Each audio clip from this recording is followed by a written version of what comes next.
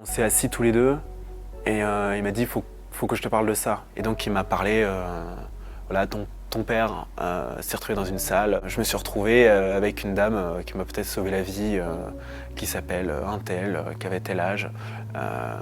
Moi j'avais rien, mais elle s'est pris une balle dans la fesse. Ton papa s'est allongé 3 ans dans une mare de sang pour faire le mort. Il s'en est sorti en vie, mais ton papa est un peu bouleversé.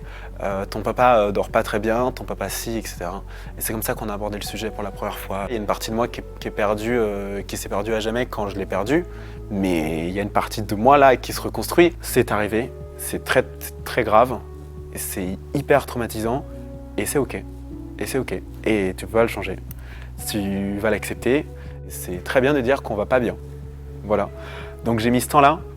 Et finalement, j'ai accepté. Il y a quand même un gros coup de mou. Je pense qu'on pourra demander à n'importe qui dans la famille, et je dis ça tout le temps.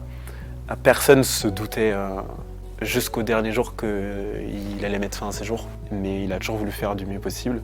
Et c'est la preuve, même dans ses BD, dans la passion qu'on a avec la musique et tout ce qu'il a fait. Et je pense que le fait qu'il ait traversé ça, moi, ça m'a permis de l'aimer et que je l'aurais jamais aimé autant s'il n'avait pas traversé ça. Donc d'une certaine manière, j'aime autant le Bataclan que je veux le fuir.